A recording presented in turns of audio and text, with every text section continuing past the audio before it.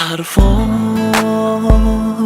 چقدر شیرینه، به دل میشینه عزیزم. با تو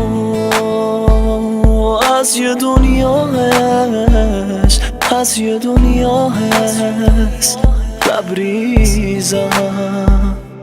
آخه تو ماه شبامی، اولین حرف لبامی، من بی چشمات به هم میریزم. از همه ی دنیا خستم و به چشات وابستم و تو میتونی بازش کنی پلکای بستم و از همه ی دنیا دل خورم، بدون چشات میبرم. آروم باش من جای تو غصه هاتو میخورم. تو یعنی بهترین اتفاق، تو یعنی خاص‌ترین انتخاب، تو یعنی وقتی هستی همه چی خوبه باهات. آرومم وقتی پیش تو هم، من فراموش میشه همه قصه ها و غم. حس خوبی زل زدن تو چشات وقتی که میشه یه نور اتاق کم روانی کنه منو برق چشما. توی هر شرایطی میشم غرق عشق بات.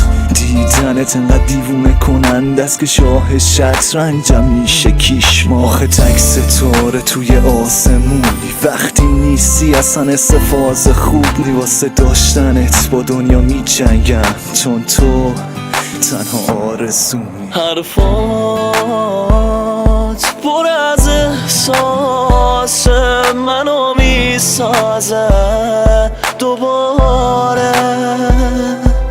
دنیا شبیه تو نمیاره نداره.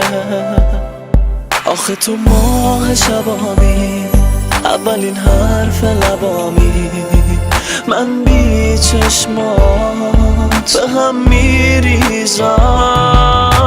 از همه ی دنیا خستم و به چشات وابستم و تو میتونی بازش کنی پلکای بستم و از همه ی دنیا دل خورم، بدون چشات میبرم. آروم باش من جای تو غصه هاتو میخورم.